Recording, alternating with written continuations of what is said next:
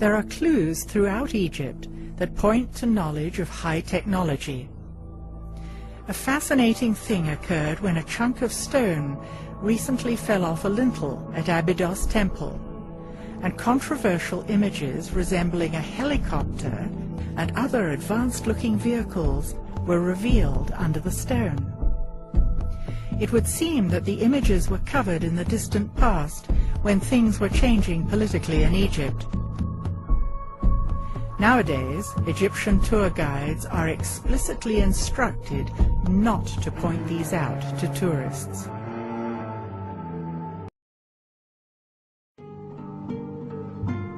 If you come to the Egyptian Museum, there is an item over there known as the schist disc, found by Dr. Walter Emery, and he said, or he thinks that it could be a vase for a lotus flower. No. The schist disc was found at Saqqara in a burial chamber that no one is allowed to visit. Other goods found in the chamber were simple ropes, pottery, and grains. The disc shows clear evidence of sophisticated technology in the way it was built, and it seems out of context with the rest of the grave goods. Is this the original context for this artifact? Or is it possible that it has had a long journey over the last several millennia, and this just happened to be its final resting place? Look at this hollow stone tube. It looks as though the schist disc could fit over it. It would take sophisticated instruments to shape the tube so precisely. How did they do it? To cut the stone. This is by a sonic cut with no metal instruments like bronze chisel or this. No, it's another stone. And this other stone, it's the hardest stone you can find, which is the diamond. There are pieces of stone lying around that show concave shapes that actually have the machine tooling marks on it. The evidence of the high technology is right in front of us. Look again at these quartz objects. Aside from their unique and amazing shapes, could they have had another purpose? Today, quartz crystal is used as the basis of all kinds of modern technology. It is most commonly used in crystal oscillators. Technology uses oscillating frequencies from tiny quartz crystals that vibrate at certain speeds, with a signature vibration for each device. AM/FM radios, CDs and DVDs, computer processors and Ethernet rely on quartz crystals. Could it be that the ancients were tapping into this technology and using it on a much larger scale, in a way we can only begin to imagine? Of course, we can't say for certain, but based on what we've seen, we can theorize. Energy can be created and manipulated in many ways. It is the lifeblood of a civilization, and therefore an important resource. In Egypt, there are 67 constructions all along the Nile like sails. And for those who has the eye, they can tell from the shape of that construction. The straight form of angles, that is a pyramid or a construction for energy. So here we are on location at YHWH, which is a fascinating site in that it's up a mountain. This is a pyramid like no other, open to the air. This site really debunks the theory of pulling stones with rope to get them up on top of a pyramid, in that the stone would have to come up a mountain before it went up a pyramid.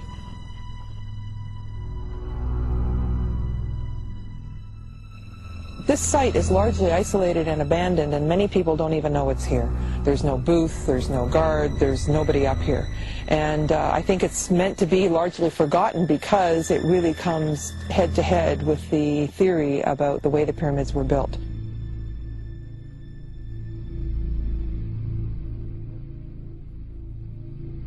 When you look around the site, you see evidence of small stones that are newer, medium stones, and then the ancient large stones.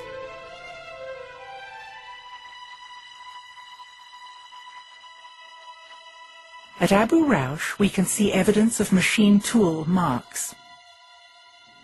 We know the granite came from distant quarries. The polished, concave slabs of stone could not possibly have been made with chisels. This is not the only example of machine tooling. We're now going to go inside the pyramid. We're walking along this ledge. And what we'll see is there's a passageway here that goes down into the pyramid, even though it's open and exposed. So let's go down.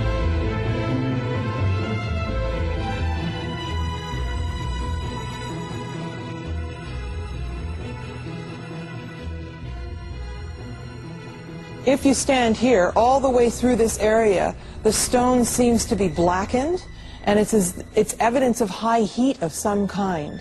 I tend to think this was going on during the ancient times, but it's still very curious. There's a pit here, and the stone's obviously broken, and I think that they were heating something.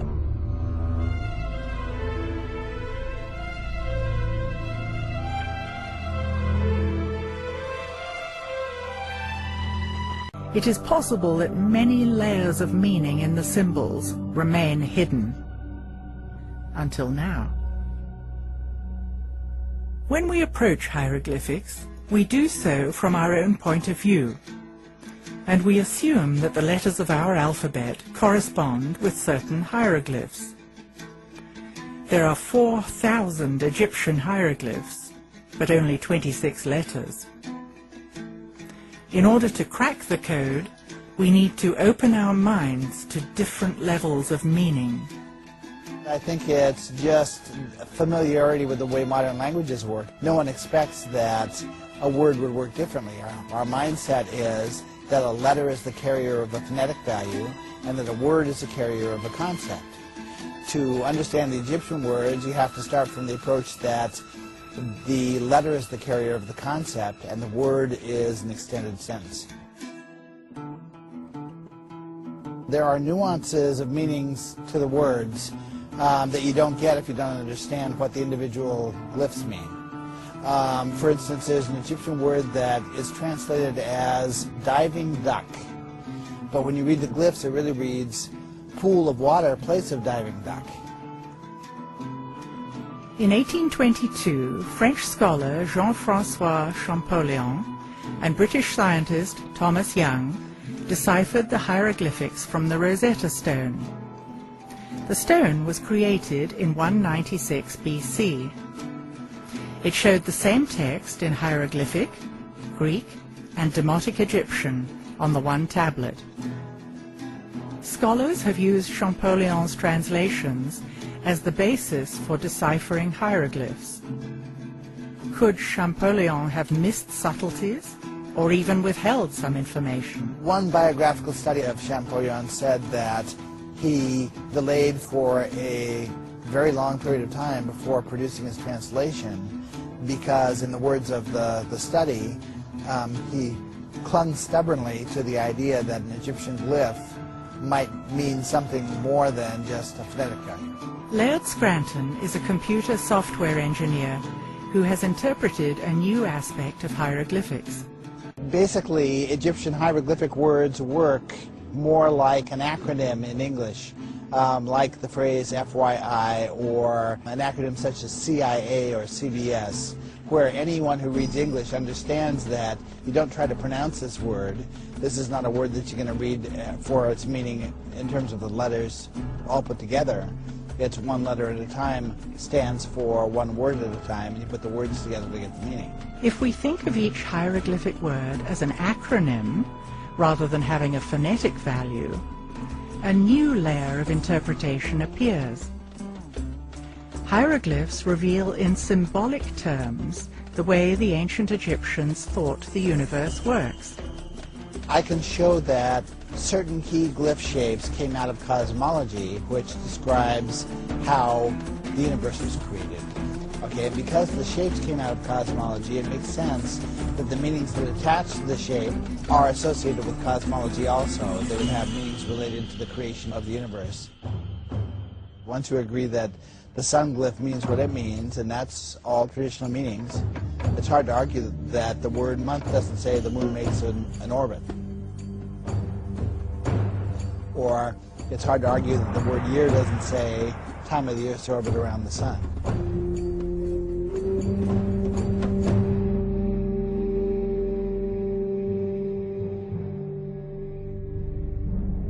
We have seen concrete evidence of high-level technology with laser-cut crystals, polished black basalt floors, and curious and sophisticated instruments, including those that generated energy from sound and light. Looking at the old riverbed, it seems clear that the Nile has migrated over time, and that it once flowed to the east of the pyramids.